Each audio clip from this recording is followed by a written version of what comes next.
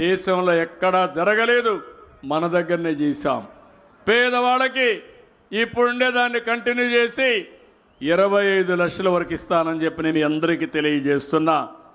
ఇంకో పక్కన ఈరోజు మీరు చూస్తే 2029కి అందరికీ ఇళ్లు కట్టించే బాధ్యత నాది.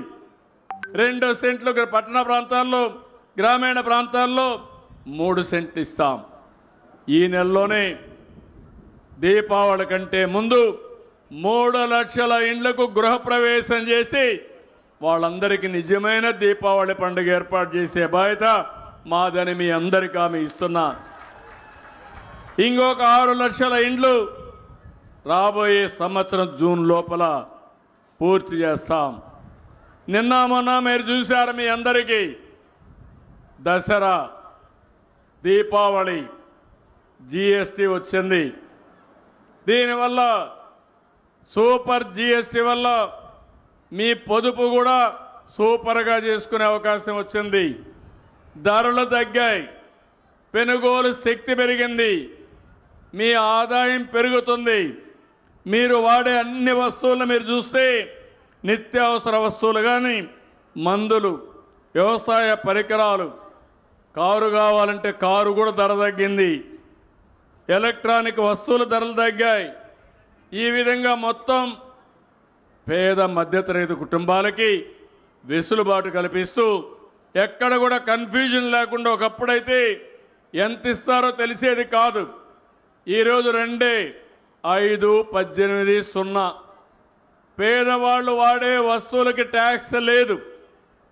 కొన్ని వస్తువులకు 5%. బాగా పెద్దవాళ్ళు ఉంటే అలాంటి వస్తువులకు మాత్రం 18% చేశారు.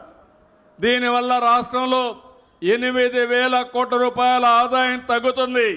తగ్గినా పర్వాలేదు, మా పేద ప్రజలకి 8,000 కోట్ల రూపాయల ఆదాయం వస్తుందని చెప్పి మీ అందరికీ తెలియజేస్తున్నా. కొత్త స్లాబ్ల వల్ల ప్రతి నెల దగ్గర 1,500 రూపాయలు మీకు ఆదా అవుతుంది.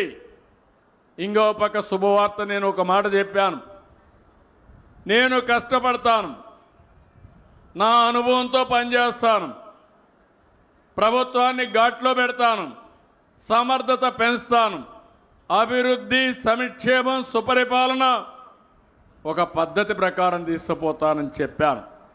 ఈరోజు నేను అడుగుతున్నాను, ఈ ప్రభుత్వ సమర్థ పాలనలో అర్హులైన ప్రతి ఒక్కరికి సంక్షేమ కార్యక్రమాలు అందిస్తున్నాం. ఇప్పుడు నేనే ఒక కిడ్నీ పేషెంట్ ఇంటికి వెళ్ళాను. దురదృష్టం వెంటాడింది. తల్లి ముందుకొచ్చింది, కిడ్నీ తల్లి డొనేట్ చేసింది, ఆపరేషన్ చేసుకున్నాడు, ఉన్న 3 ఎకరాలు అమ్మేశాడు. అప్పట్లోనే నేను 1,60,000 రూపాయలు డబ్బులు కూడా ఇచ్చాను. కానీ అప్పులు చేసి కిడ్నీ ట్రాన్స్ప్లాంటేషన్ చేసుకున్నాడు. దినదినం గండంగా భావిస్తున్నాడు. ఈరోజు నేను వచ్చి అలాంటి కిడ్నీ పేషెంట్కి 10,000 రూపాయలు ఇచ్చాను. అది ఇచ్చినప్పుడు నాకు అనిపించింది నా జన్మ సార్థకమైందని చెప్పి ఆనందపడుతున్నాను. అదే సమయంలో ఆ తల్లికి 6,000 ఇచ్చాం. అంటే ఇతనికి 1,20,000 వస్తుంది, తల్లికి దగ్గర 72,000 వస్తుంది. 2 పిల్లలున్నారు, 2 పిల్లలకు ఒకటే చెప్పాను, 15,000 రూపాయలు వేసాం. మొన్నే తల్లికి వందనం వల్ల 26,000 వచ్చింది. అంటే మీరు గుర్తుపెట్టుకోవాల్సింది, ఒక కుటుంబానికి దగ్గర 2,20,000 రూపాయలు ఈ ప్రభుత్వం వల్ల వచ్చిందంటే దానికంటే తృప్తి ఉంటుందో మీరు ఒక్కసారి ఆలోచించమని మిమ్మల్ని అందరినీ కోరుతున్నాను. అర్హులందరికీ న్యాయం చేయాలి, దానికోసం ఈ ప్రభుత్వం ఉన్నాం. ఇంకో పక్క సమర్థత పెంచుతున్నాం. ఒకప్పుడు విద్యుత్ ధరలు విపరీతంగా పెంచారు, 9 సార్లు పెంచారు, 32,000 కోట్ల రూపాయలు మీ మీద భారం వేశారు. నేను వస్తానే చెప్పాను.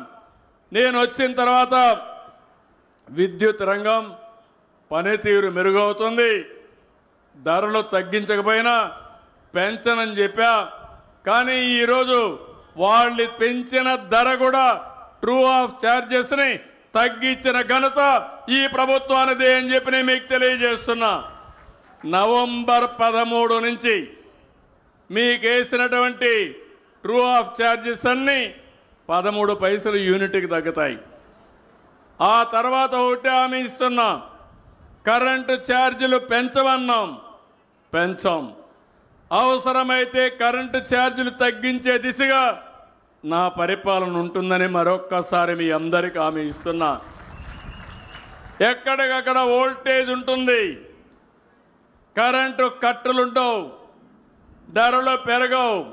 మీ ఇంటి మీదనే కరెంటు తయారు చేసుకునే వ్యవస్థ, మీ పొలంలో కరెంటు తయారు చేసుకునే విధంగా ఉచితంగా పెట్టిస్తా. నేను ఒకటే మిమ్మల్ని కోరుతున్నాను, రైతులు ముందుకొస్తే మీ పొలాల్లోనే సోలార్ పెట్టిస్తాం. మీరు అది పెట్టుకుంటే మీరు నీళ్లు మీరే తోడుకోవచ్చు. ఒకవేళ మిగిలిన కరెంటు ఉంటే గ్రిడ్కి ఇవ్వండి, మీరు వాడుకోవాలంటే ఇంటికి వాడుకోండి. మీకు వాహనాలుంటే ఛార్జ్ చేసుకోవడానికి వాడుకోండి, కరెంటు వాహనాలు పెట్టుకొని. అప్పుడు ఇంక డబ్బులు కట్టే పరిస్థితి కూడా లేదు. ఒకవేళ కానీ